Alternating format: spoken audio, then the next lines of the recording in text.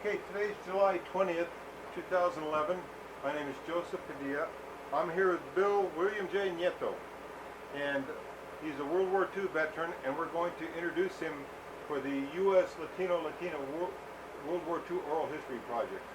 So, would you like to introduce yourself and just tell us who you are? I'm William J. Nieto.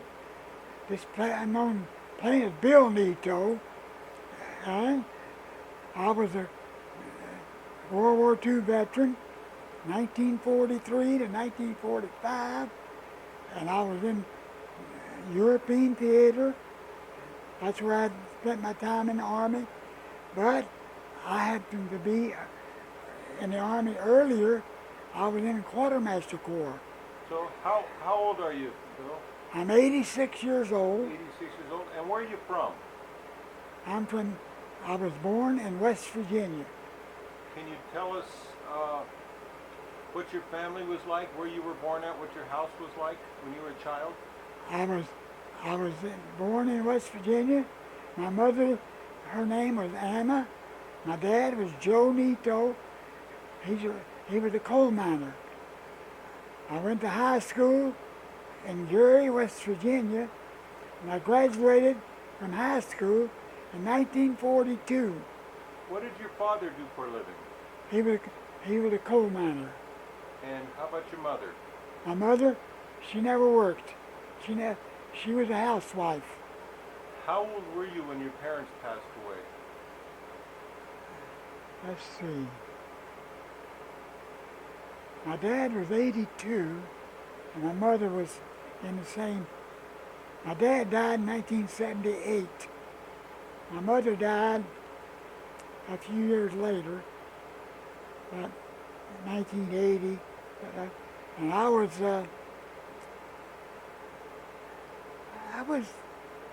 pretty old already. Were they here in Denver, or were they in West Virginia still? Both my parents died in West Virginia. And where is your family originally from? Your father? My father was from Spain. Okay. Asturias, Spain. He came to Cuba. He was 16 years old. He went to Cuba. And from Cuba, he immigrated to Ellis Island. He came to West Virginia. What year was that? Do you know? What year? Yeah. 1917. You know why he came to the United States? To get away from military in Spain. He had an uncle that made sure he stowed away to Cuba. And then he came in 1917, during wartime. He was willing to go to the Army, World War I. And he came to the United States. He came across, he went to work in the steel mills in Pennsylvania. He didn't like that too much, so he went down to West Virginia, and he went to the coal mines. So tell me about his parents. What you know about his parents? All I know, nothing much. One day I took my mother and my sister, a couple of times, we went on vacation. He stayed home.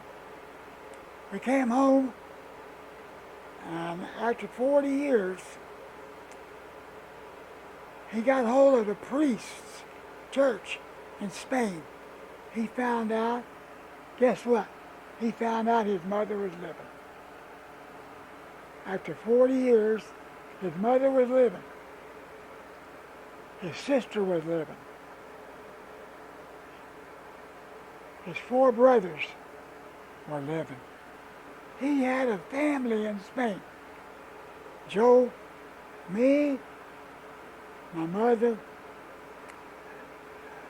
we tried to get him to go back to Spain to see his family. He wouldn't go.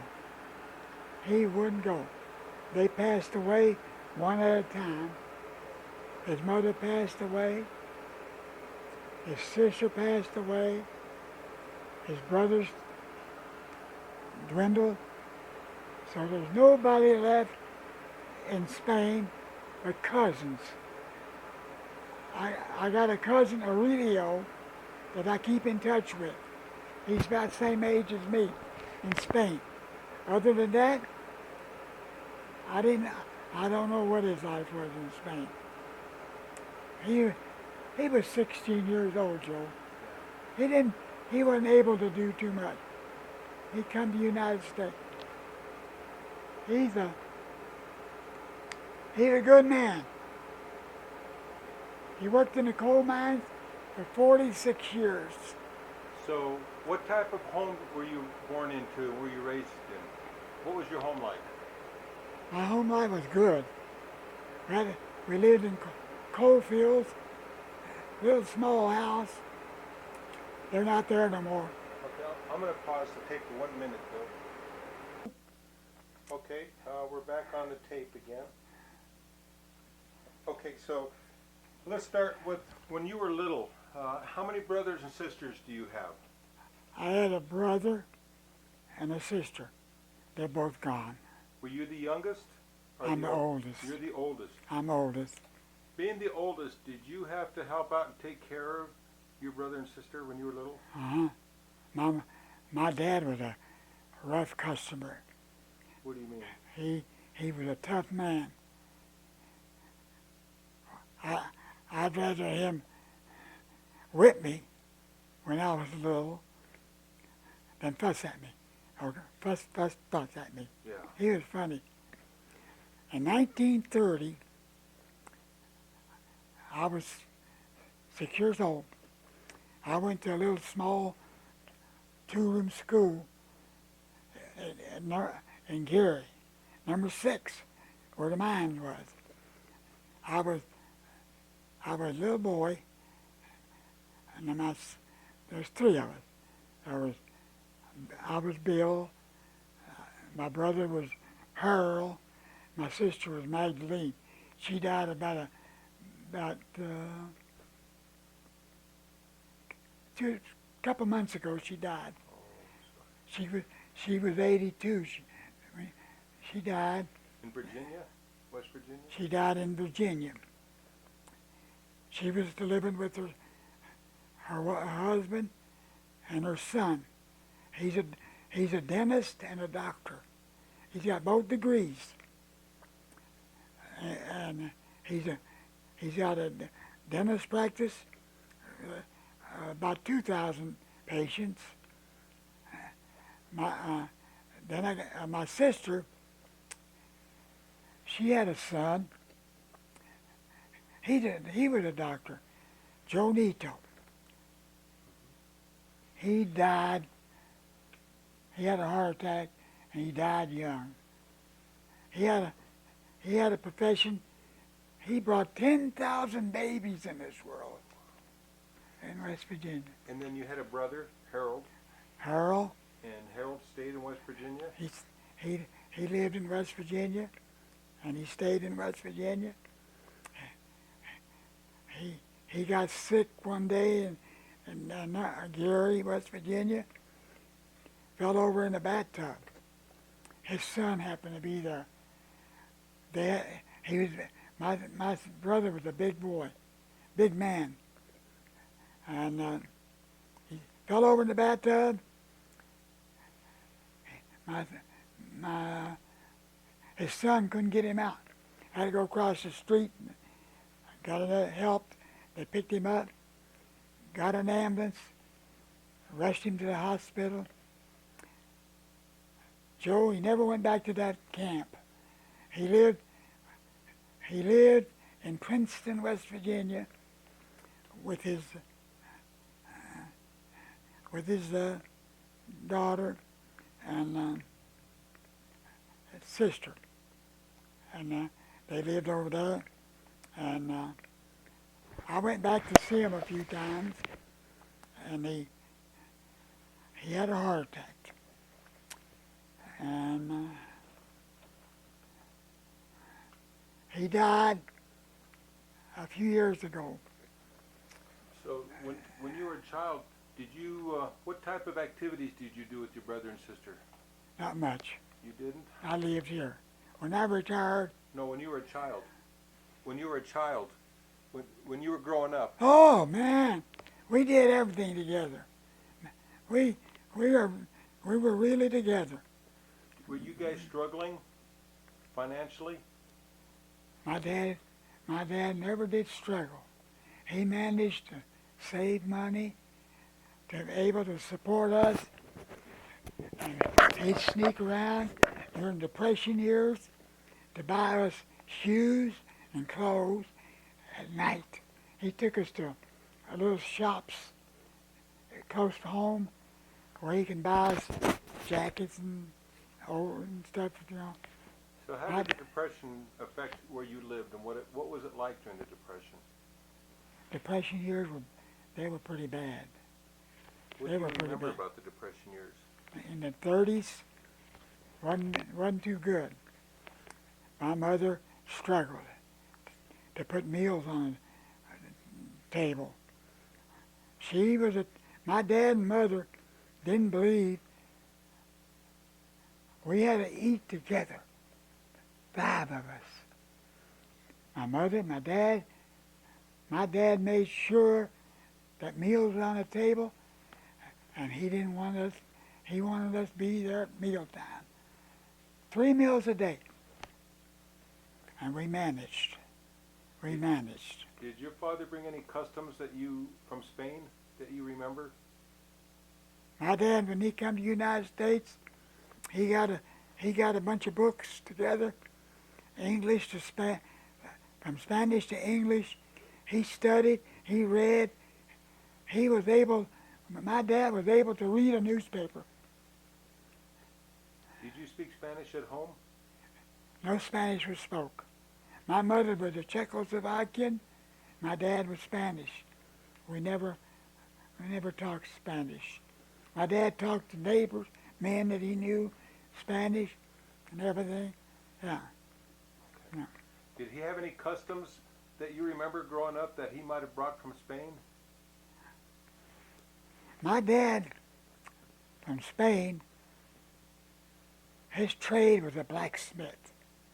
He liked to do blacksmith work. Yeah, people around the mines, pick and shovel, they'd come to my dad to sharpen them. He knew how to sharpen a pick. He knew how to sharpen an axe. He knew how to sharpen saws. He had that trade in him. Yeah. And so tell me about your school where you went. Well, when you started school as a child.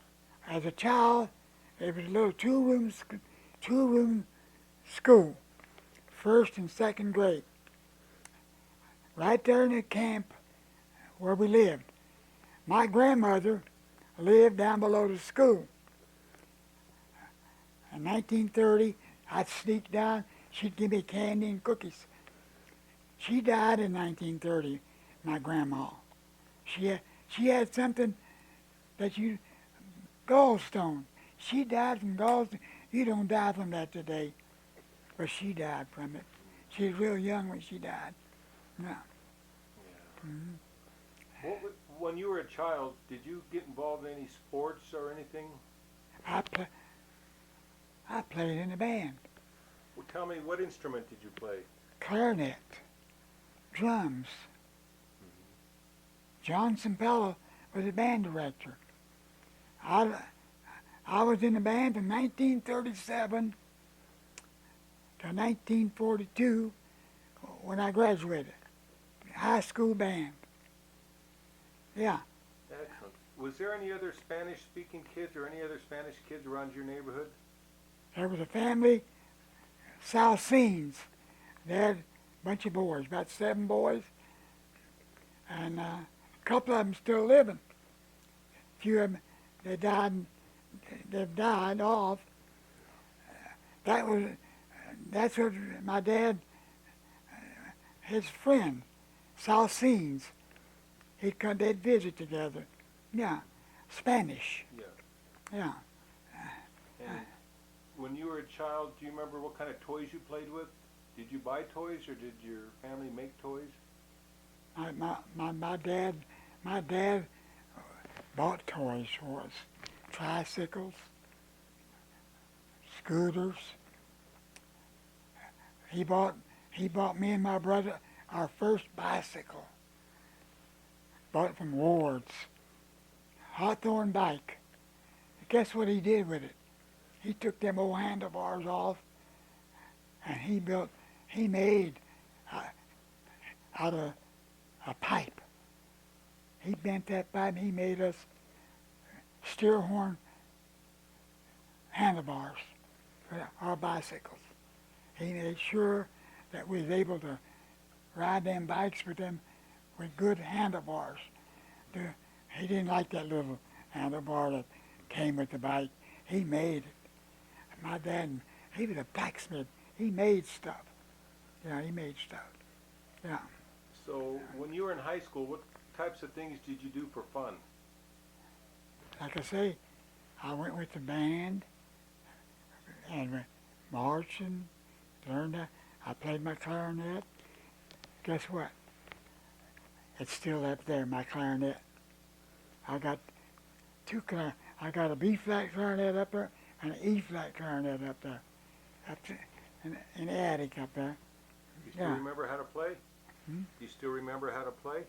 If I had to get it and blow on it, I told my daughter, I said, Sharon, I'm going to get that clarinet out of there, and I'm going to go to the music store, and I'm going to buy the pads and stuff, and I'm going to put that clarinet back together.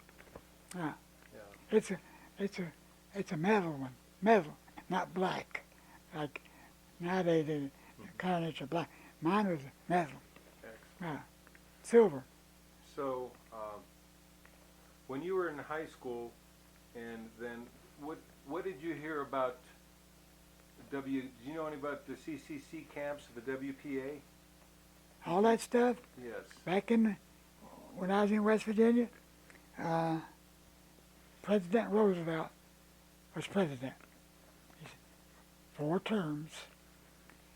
I wasn't able to vote for him until I was when he died, I got discharged.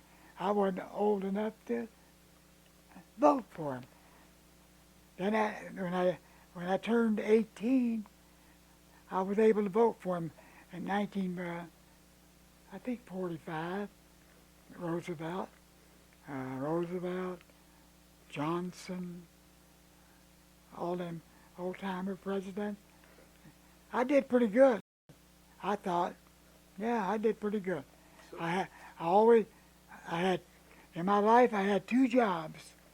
I worked as a coal miner and for 20 years. And I told my wife, I said, Margaret, we're not going to keep our daughter over in these coal fields. That was Sharon. Sharon, that's my daughter. I said, we're going to take her where she can make out.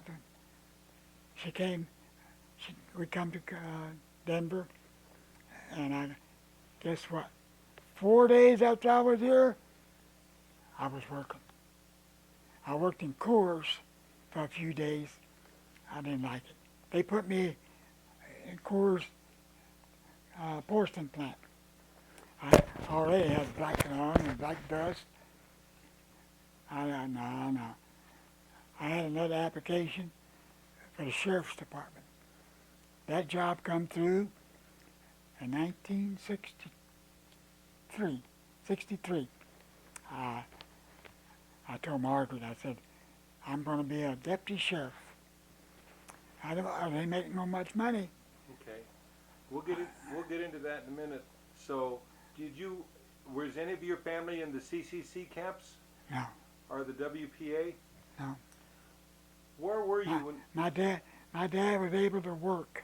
My uncles, they were coal miners. They had Model A Fords. They were able to take my dad to different mines and work. during the Depression. So, so we had bread on the table. So, no, Most of the families in your community were able to eat and had plenty? we were able to eat and have plenty. My dad, people around there raised pigs and hogs. My dad didn't. He didn't. He didn't like to kill. When my mother killed chickens, live chickens and turkeys, my dad never. Or he'd hide. He didn't like to see that. But he'd eat it after she fixed it up and doing that. Bacon, eat the turkey, eat the chicken. But he didn't like to see chopping the head off of a chicken or turkey. He didn't like that. He didn't like. He'd never go around these people when they kill pigs. My dad didn't. What they call that? Weak heart, like Yeah. he didn't like that. No. So tell me about when you first heard about Pearl Harbor, what that was like. I was in high school. I was in 11th grade. I was a junior in high school. I was doing my homework at the table at and then Gary, and I had a radio at the time, no TV. My dad bought us a big radio, RCA radio. Man, I had that radio on. Then announcement come. Japs attacked Pearl Harbor. President Roosevelt made a speech about what he called an infantry. They attacked it. I was in 11th grade. I told my dad and mother, I said, Dad, I don't think I'll ever go in service. No. My brother was there. He was in 10th grade. He said, no, we'll never make it. We did. You both went? We both went. Okay, we'll get into that. So. When in 1942, I graduated from high school. A few months later, I got drafted. My brother got drafted, too. Did you know what it meant when they said Pearl Harbor? Did you know where that was at? I knew it was in Hawaii. Yeah. I was pretty good in geography in high school. I made good grades in high school. Mm-hmm. Yeah. When I went to high school, I did pretty good in high school. So My dad wasn't the type. He didn't have the money to send me to college. He didn't have money to send my brother.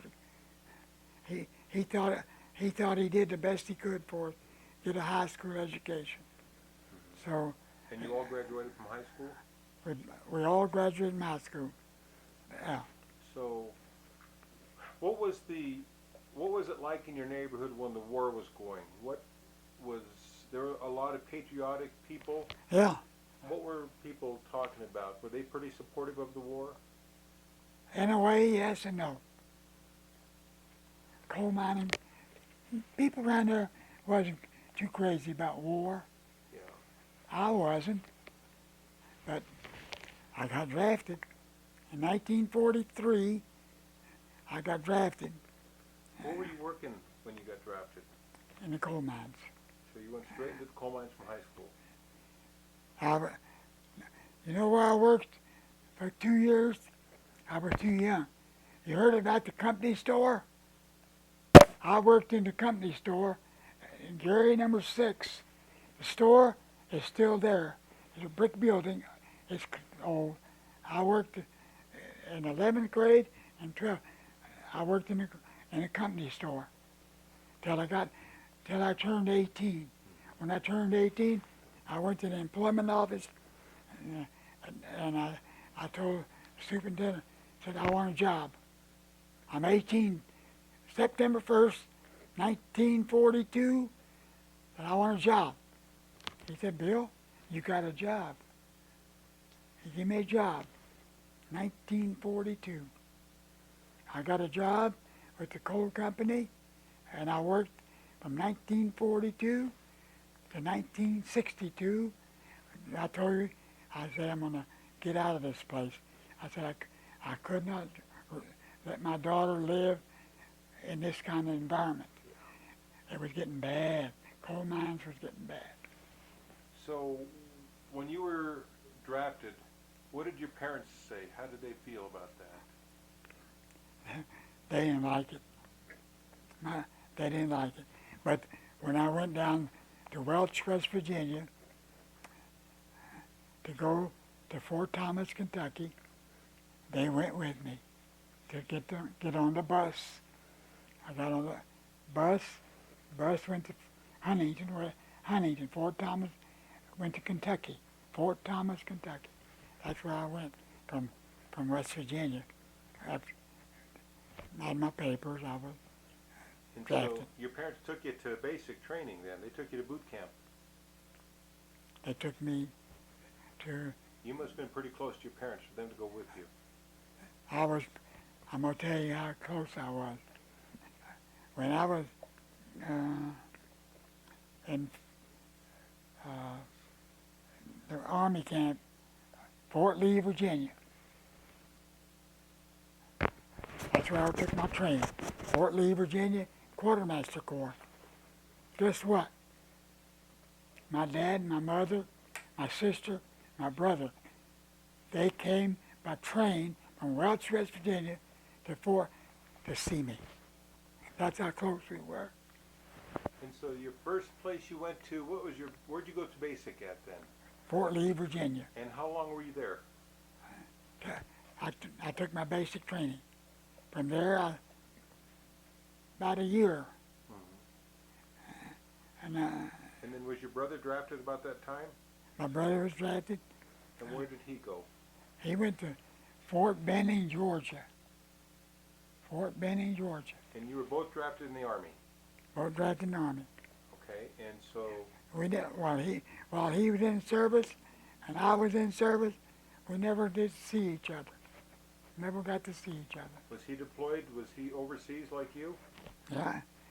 He was in southern part of France. I was up toward the north. We never got together. So after basic training and everything, what unit were you eventually assigned to? Let's see, where did I go?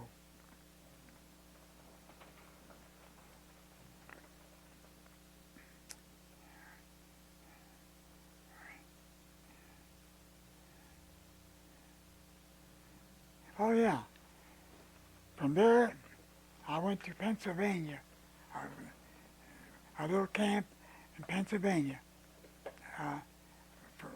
from Fort Lee, Virginia. And after that, I went to that camp. I got sick over there, like I told you, in Pennsylvania. So I stayed in the hospital, Army hospital, till I got over the pneumonia. I come out, guess what? After I got them suckers, they put me on a train, sent me to Boston, Massachusetts, put me on, and I got on a ship. They put me with an outfit there in Taunton, Massachusetts, 10 below zero. I had all my stuff on my back, everything. A bunch of guys, went up the gangplank on this big ship, and Empress of Australia. 20,000 soldiers. I was one of them. Went overseas. What unit was that you were in? Do you remember? It wasn't any special unit then. They just took you over, and so you're on a Liberty ship? When I got overseas, it was a replacement depot. Replacement depot. I said, And when was that you went overseas? where was that place in England where the Beatles come from? Liverpool? That's right. Okay. We landed, our ship went all the way up north, came down the Irish Sea, we came down, landed in Liverpool. Do you remember what month and what year that was?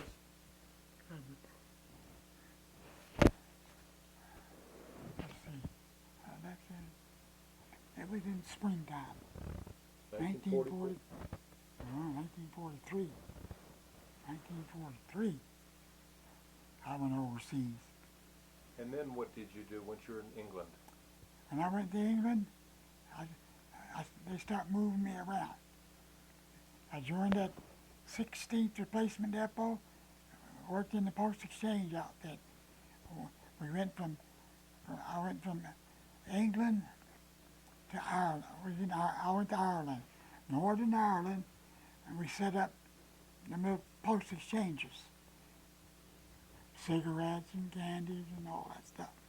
I worked in that, and then we were it was getting close to wartime, getting close to D-Day, and What did you guys do for fun when you were in England and Ireland? What did you do for fun? fun. Did you drink beer or would you hang out, fellas? I drank beer. I was young. I had girlfriends over there. You know, Joe, I almost got married over there to a girl in Tills Head, England. What happened? Her name was Rosemary Chandler. I know that. She was in service. She was one of those English girls in service. Me and her dated for a long time. Long time. While I was in England, in 1944, well, everything started massing, started getting ready for invasion, D-Day. And I was among all them soldiers. I was in Southampton, England at the time. I was still, like I said, a youngster, and Let's hold on 1 second, Phil. yeah. Okay, you were saying that in In Southampton. 1944, I was still with that 16th Replacement Depot. We still had post exchanges, but we had them in England, where we set up, like in the pictures I told you, me and him, that was one of my buddies, Bruno. What type of training were you receiving then? Did they train you for war? I'm going to tell you that, I'll come Okay. in that. 1944, that whole group, we didn't go on D-Day. My sergeant, captain said, get all your stuff on your back and everything you own, you're gonna go by ship on the English Channel. And I said, what? I said, D-Day's already happened. It was about 10 days. We got to the English Channel. Windy, bad, boat going like that. We got on this ship, boat on the English Channel. We're going to cross the English Channel. 1940. We got on the ship. We stayed on the ship till we got over to France. We got to France. We got captains and all said, okay, you guys, down the cargo next. Oh, water, the ocean. We got in these cargo nets and went down to the LSTs. LSTs to go into France. LST. We had to go on these landing crafts. Drop down on. A lot of guys were falling off them cargo, falling down on. Not me. And I managed to get down that cargo net. Down, wind blowing. Got on the LST. We went Omaha Beach. What was Omaha Beach like at that time? Rough. What do you mean rough? How was it rough? there was French soldiers around, people around. They were living hard life. The Germans already were run out at that time. They were already headed uh, west. Yeah, no, they were headed east. They were headed east. And we went to a little place called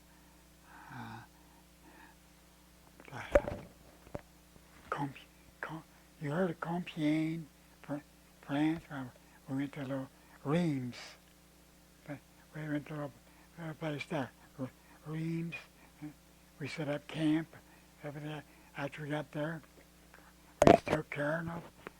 After we got up the beach, we did a lot of walking. Then we big trucks. Yeah. We get on so they took us down to Reims. So what unit were you in at this time then? Still 16th replacement depot.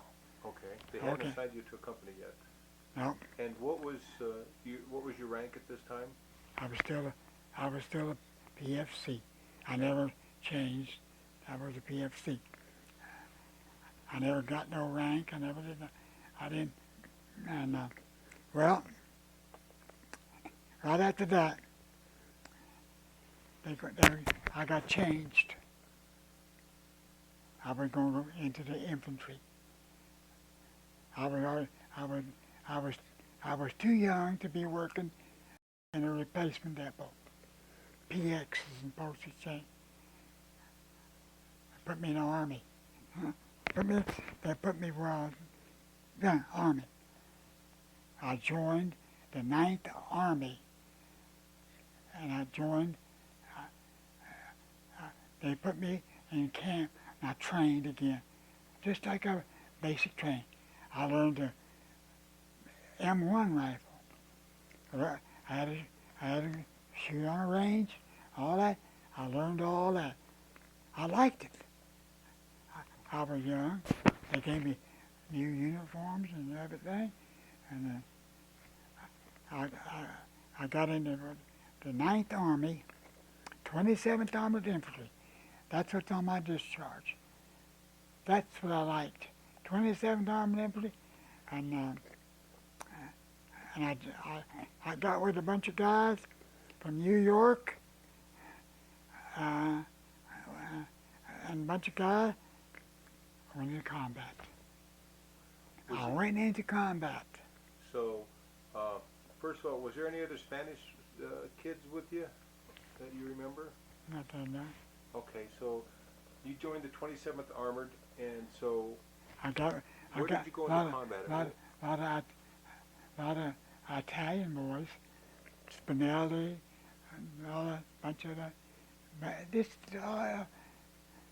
I tell you, my sergeant, he was a 5-star sergeant. They made him gave him a battlefield commission, made a lieutenant out of him, because one of our officers got killed.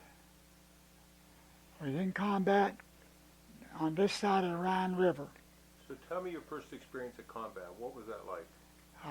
I was in Aachen.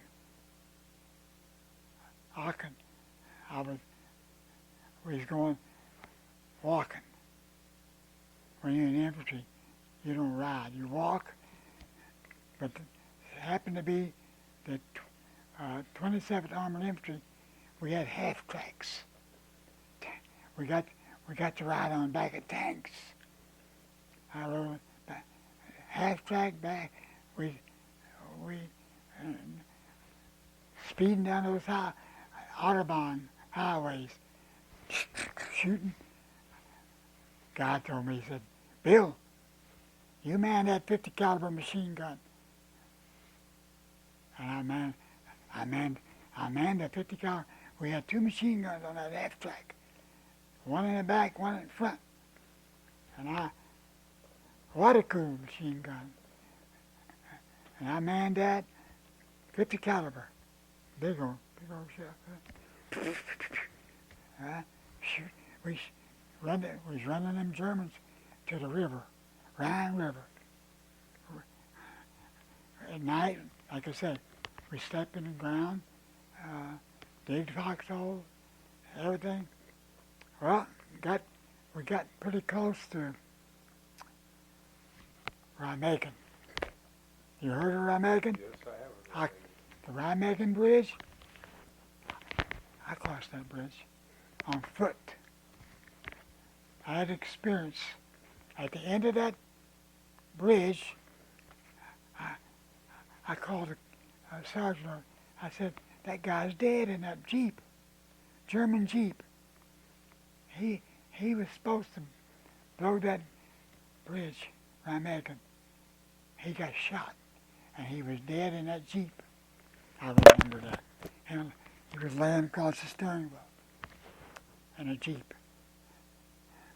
And we had guys running around cutting wires and making sure that no explosives were on that bridge.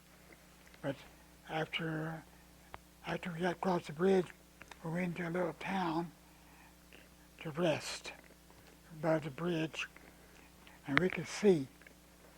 The first time in my life, I saw jet planes, German jet planes. They were flying over, trying to blow that bridge out. Eventually, they blew the bridge. It fell over in the river, Rhine River. But it took a lot of soldiers across, and I was one of them that got walked across that bridge. Remagen Bridge. And then after that, it was still combat, all the way into Germany. Tell me what your experience in combat was like, what you did. I'll tell you what. We had good sergeants, and one of my main sergeants, Sergeant Spinelli, from New York. He was a Tech 5-star, 5-stripe, and he treated us pretty good. He got his orders from somebody. Like I was telling you, that guy's buried over in Fort Logan now, called Timmerman. He was my lieutenant.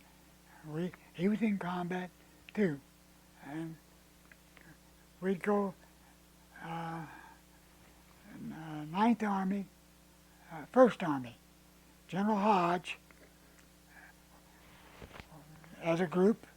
We went to combat up there, Cologne, Remagen, all them little towns, and General Patton would want some relief. So, but 27th Armored Infantry, get together, get in your half tracks, get on the tanks. We drive down to help General Patton to get. He was trying to get across the Rhine River. He was way down in Cologne. We go mountainous, around those rivers. It was mountainous. And we was already fighting young kids, German kids and stuff, and capture them. Did you lose any friends? Did you lose any friends? Yeah. We had a lot of guys get wounded. Yeah. And they had to go back. What was the biggest threat over there? What was the biggest problem, the biggest threat you had there? I was young. Yeah. Carrying a rifle, walking, fighting, watching yourself, keep getting hurt. Be a good infantryman. I figured, good infantryman, and I thought I was a good one. I do what the sergeants say, everything. Keep moving along. Yeah. Okay. we ended up, Germans broke through on us. When was Battle this? of the Bulge, Okay, so winter time, where were you at when this happened? Christmas. Where were you stationed when this happened? We were no station. Where were you at? What town were you in when the Germans came across? Had you crossed the Siegfried Line already? Let's see. I think. It was in Belgium. Antwerp and all that places. Belgium. And they broke through on us. They even captured some of our people. You talk about being cold.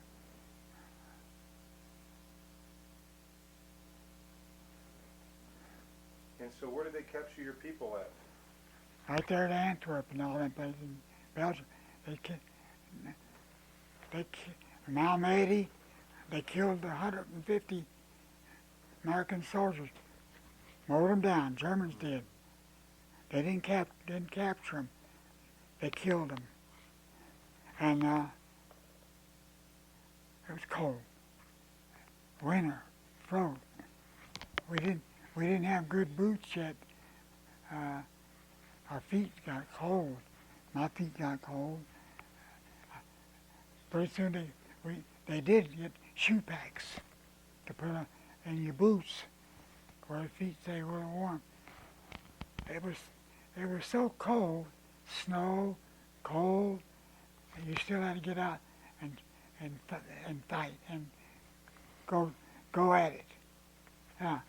To keep them Germans from coming through. They just popped the line. They didn't last long. Patton, Third Army, come up to his outfit. He had speedy tanks and stuff. Stopped the Germans cold, run them back, and wasn't long after that, the war ended. 1945. Did you take any prisoners? Did you take any prisoners? I was in a camp coming through, and we came back. We came through this big war camp where they had prisoners were Germans had them locked up and stuff.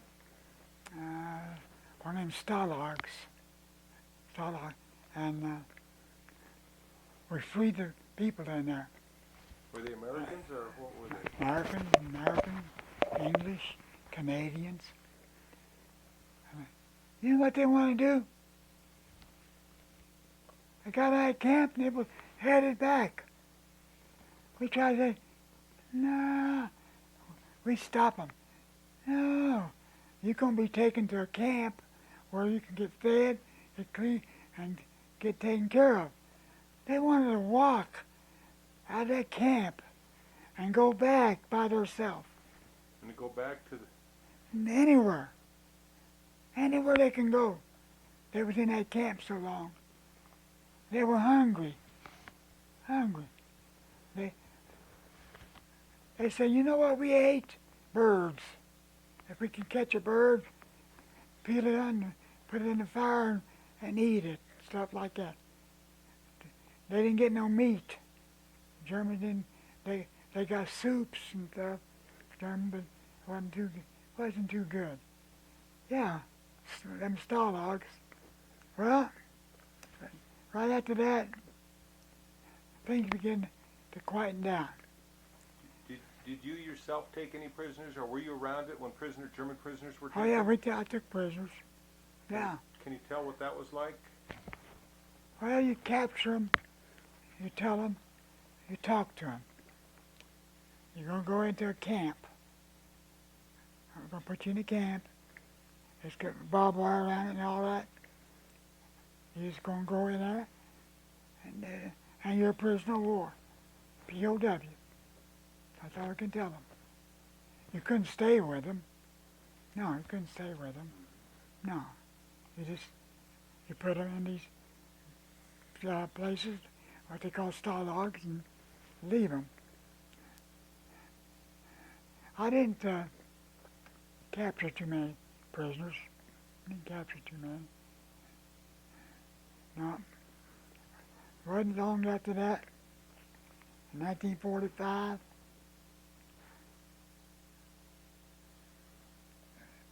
in Berlin, Adolf Hitler and his wife, her girlfriend, committed suicide. All that, George Goebel, all that. We were unlucky. On the Elbe River, we got stopped. We let the Russians took over. They didn't get a chance to do nothing.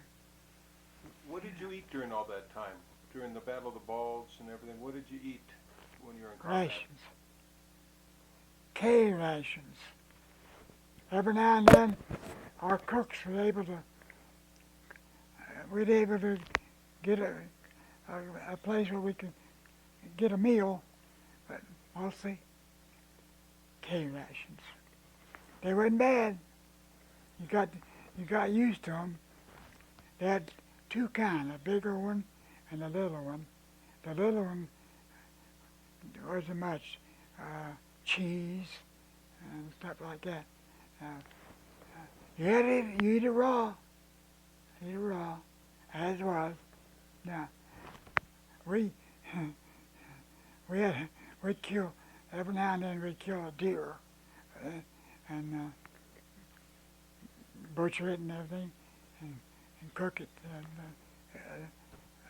and stuff in our helmets and stuff like that. Hard hat. How did the people treat you, the civilians in France and in Germany? In France, we got treated real good. The women got treated bad because they collaborated with the Germans. And when the Americans come in there, the women got treated bad by their own men because they collaborated with the Germans. But they didn't have nothing. They did that because they wanted food and stuff. Yeah. French people treated you pretty good. How about when you got into Germany? The German civilians, after they saw they were getting free from Nazis and stuff like that, they treated us good. They treated us good. They took us in. Do you sleep in some of their homes? Oh, that's where we slept, in their homes. Yeah. At night, if we come to a town, you run the people out of the house and tell them you find a place to stay. We take over that house. We go sleep in it. We'd find a good house.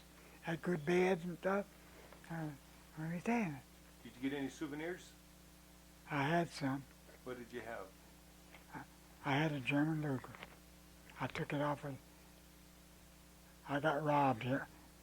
I got robbed. They stole it. I don't have it. Where did you get it? How did you get it? Off a German officer. German Luger. It was mine. I brought it home. Got home, some bum broke in the house, stole it. Did you get any of it? I turned it into insurance. They offered me another German Luger if I wanted it. I said no. They stole my service revolver too. What I had here. They got some family lived up the street over there. Had some roughnecks. They broke in the house.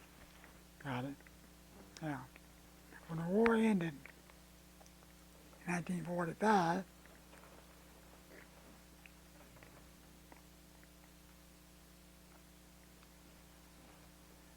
we got together and all that, and I think I'm gonna change tapes now. It's about up. Let me put a fresh tape in, okay? all right.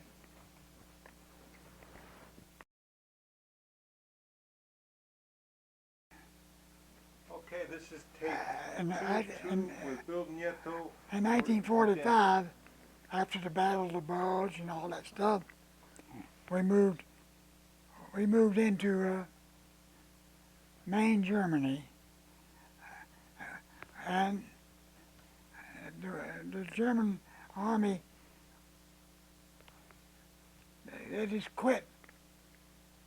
Well, they got together in France.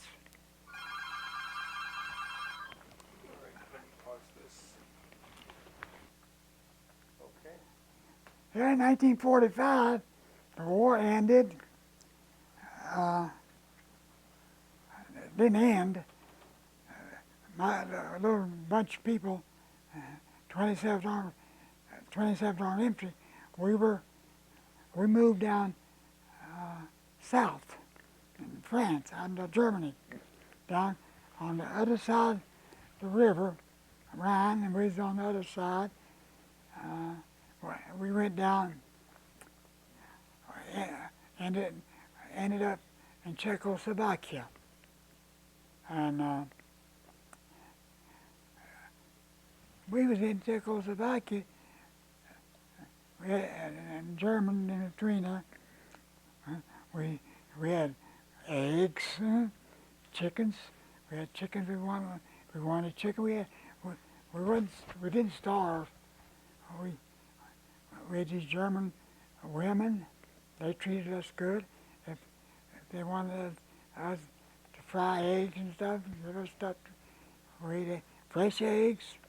Get out of farm town. That's where we were down. We were down there to keep the Russians, people, from crossing over into the American side. They didn't want them over there. They should have went home, but they didn't. They stayed up around Berlin. Pretty soon the war ended. What did you do after the war was over? What happened to you? After the war ended, they sent us, they got us together, made sure we had a uniform, clean uniform stuff, told us to take our dirty stuff off, and give us clean, and we went to Frankfurt, Germany. They sent us down there, Frankfurt, in Germany. Bunch of guys. After the war, we didn't have nothing to do. The war was over. We went to Frankfurt. Down there, we got together. We got our pay and everything. Guess what I did? They found out that I knew how to do payrolls. So, Bill ended up doing a payroll for the guys in the company. But you had to be mighty careful doing a payroll. Make sure everybody's money was right. Wasn't much money. At that time, wasn't no money hardly. But got to Frankfurt. I said, well, you guys are going to ride that 40 and 8 train, boxcars.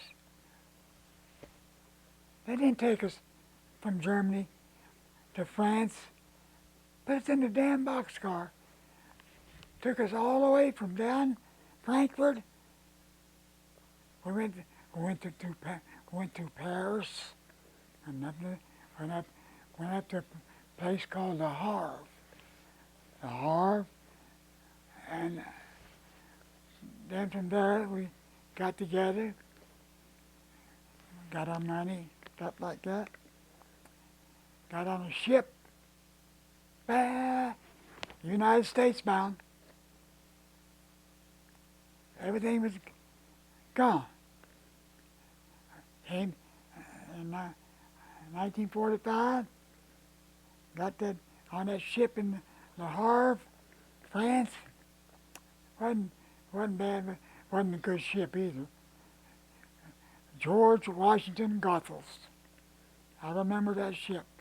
Wasn't too many people on it. Bunch of guys. All around there, I'm still doing that payroll. They let me go work. They had stuff I could get a typewriter and all that stuff. Work together. Well, it took us about 12 days to come from the Havre to Fort Dix, New Jersey. That's where I was at, Fort Dix. I already had my paperwork, and I went to the office. I said, well, here's our payroll. Your payroll? I did it on the ship. You put it together. We want to get paid, go home. We ain't gonna fool around. We're gonna get down here and go from Fort Dix. I want to go home. War wasn't over in Japan yet. Wasn't long after that. Right? From Fort Dix, got together. I got on a train. Got me a bottle of whiskey. What happened? I'm running down, stopped and broke. I said, damn the hell. My damn good bottle of whiskey, I broke it. Well, I didn't fool around. I didn't go back to the liquor store. I got on a train from Fort Dix and got our papers where we was going to have to report back to Fort Meade, Maryland after we went home. And they told us, give us a date and all that. I went home, back to West Virginia. You went back to the coal mines? And I went back, and no, I didn't go to work yet. I was still a soldier. I was still in the Army. While I was home on furlough, Japs surrendered. The war ended. So here I said, uh-oh. I got my furlough finished, and I said I told Mom, my mother, my dad, I said, my brother, he came home while I was on furlough. He came home on furlough too. He had stripes. He had 5 stripes. Yeah, I'm a little old PFC. I didn't care. My sister was wonderful with me and my brother. She wrote all the letters and things to me and my brother when we did service. And I told my sister, I said, well, I went back to Fort Meade, Maryland, and I didn't have my points, so I had to go over there. I got together with my camp there, and I ended up in Fort Leonard Wood, Missouri. There, I got hold of, me and a sergeant got together. We disbanded I think it was 9th Army. We broke it up. They sent them different places. Pretty soon I told my sergeant, mail come too. My points. I said, hey, I want you to send me back to Fort Meade, Maryland. I want to go home. I want to get out of the Army. Why don't you sign up over and stay? At that time, I got together, got on a trained there in Fort Leonard Wood, came back to Fort Meade, Maryland, and I met a couple buddies of mine, guy by the name of Tony, a guy by the name of Joe. They were prisoners of war. Uh, they were there in a camp, Fort Meade, Maryland. And they got me, they knew me and all that. They knew me pretty well. And another guy went to school with me. He was there. Got discharged. November 1945. November 15th. I was out of the Army. And did you know your wife by then? Had you met her yet? How did you meet your wife? Come home. I got together with a bunch of guys, drinking, partying, everything. 1945. I got together. About 1947, I met my wife. Had a little dance, partying, drinking. I met my wife. And then, in 1948, I proposed. 3 years after I got discharged from service, 3 years I got married. And what did your wife do? She worked in a company store. And Gary, she worked in a company store. Her name? Her name was Margaret. She lived with her sister. Her dad left him, so she lived with her sister. Her brother lived with her sister, and she had 2 other brothers. They lived in Michigan, and but her and her younger brother lived with her. The one on the end. Her name was Fanny. Fanny. Their last names were Bucci. They were Hungarians. And Margaret. Over there, we from that day on, 1948, till she passed away in 2006. We lived together 58 years. How many children did you have? 2. And who are they? That one and my son, the one that just got to call me. What are their names? Her name is Sharon and Billy. My son's Billy.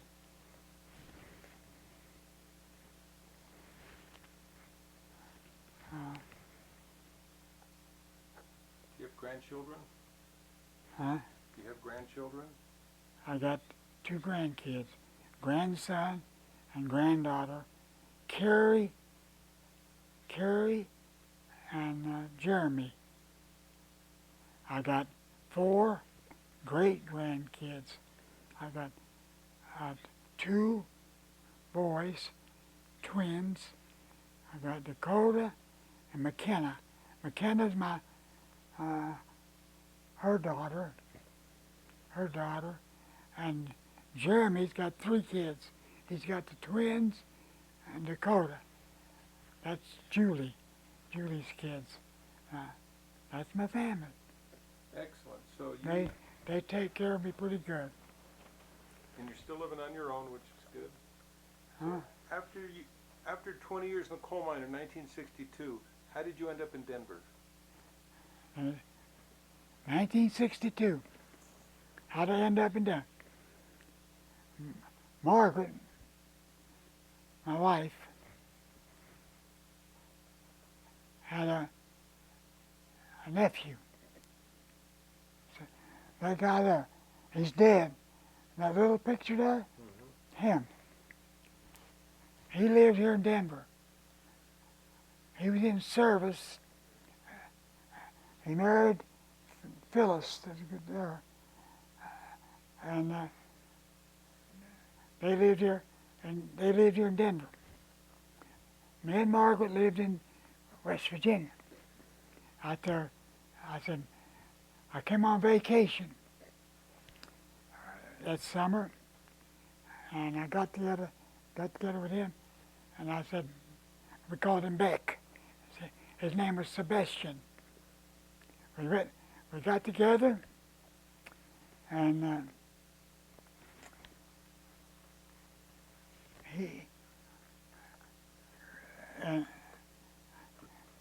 he got me a job with the sheriff's department in Denver. So I'm in West Virginia, coal mines. I got the wife and the daughter. My daughter loaded up our. I went to try to get a leave of absence. They wouldn't give me a leave. I've got seniority. They wouldn't give me leave of. I said, you got 1 week. 1 week I packed up all my stuff, got a big truck, put my stuff, moved to Denver. After we got to Denver, my nephew there, I said, he found me a house place to put my furniture in the house here in Denver. And he, after I got here, he said, Bill, I got a guy who wants you to come to work. I said, I just got here. He wants you to work tomorrow. Like I told you, 4 days I was working in Coors. I didn't like it. I got the other job was coming too.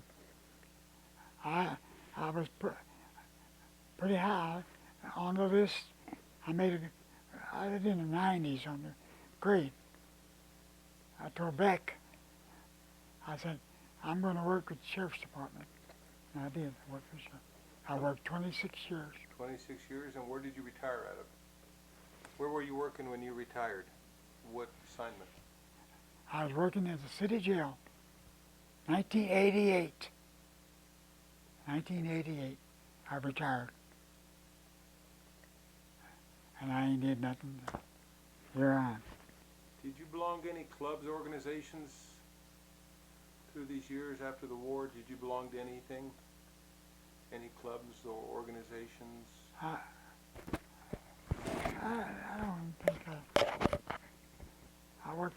I was with the sheriff's department. You didn't attend any veterans groups or anything? Any veterans groups or anything like that? No, I didn't. You didn't join? When I was in West Virginia, I belonged to American Legion. I got as high as vice commander. And guys told me, you're going to be commander next year. I don't want to be commander. I'm doing what I got. When I come here, I didn't do nothing. I worked. So you raised your 2 children and you stayed with your wife. What years were your children born? Let's see.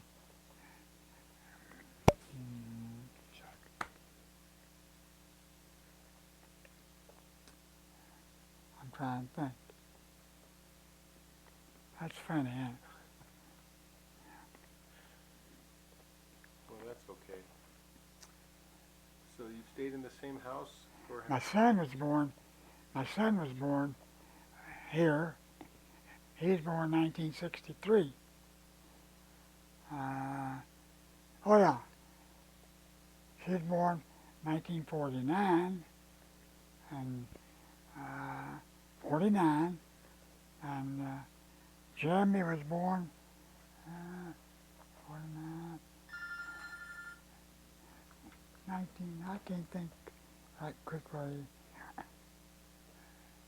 June. I know his birthday is June 15th. I can't think of the year. Is there anything you want because we're coming the end of the interview.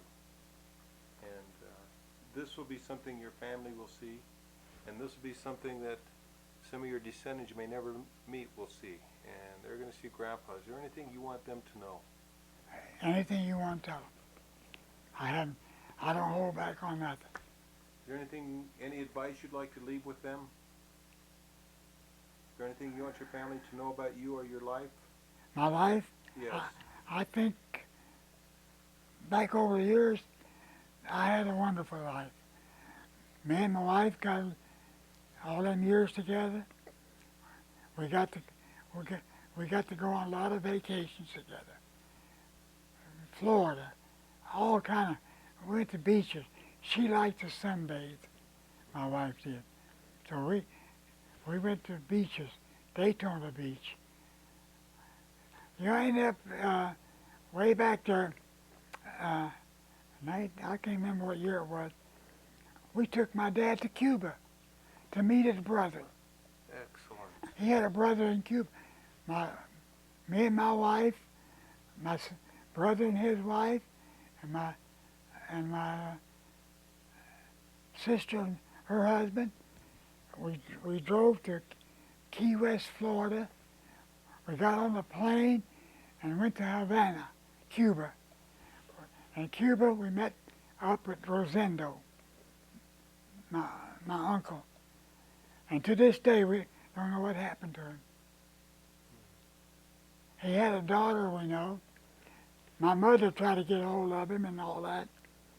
My dad, he wasn't the type to keep in touch with nobody.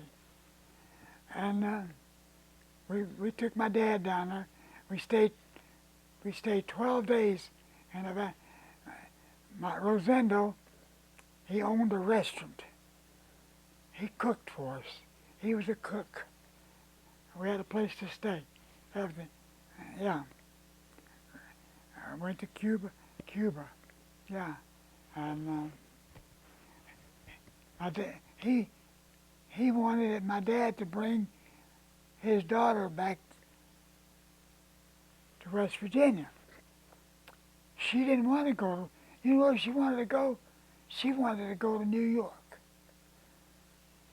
And my dad said, no, I'm not going to bring you to the United States to go to New York. So he never brought her there. And he wanted to, at that time, Castro was getting ready to take over. Batista was losing power. Castro was taking over. My dad wanted his brother to come to the United States. He wouldn't leave Cuba. He got so Castro worked him as a cook and stuff over there. Yeah. In Cuba. Yeah. No, I think I did pretty good life. Excellent. Get a good wife. I got, like I say, Don Fink, my son-in-law, good job. He's got a home. My son lives in Inglewood. Now that I lost my wife, they take care of me, watch over me. I live by myself. I don't know how long I'm going to be able to live by myself. I hope till I die. That's what I mean. I hope till I die. I take care of myself. I try to take a little house, do my job. Well, thank you, Bill. Okay, Joe. Go ahead and end the interview, so thank Appreciate you very much. Just so I'll get on that memorial in Washington.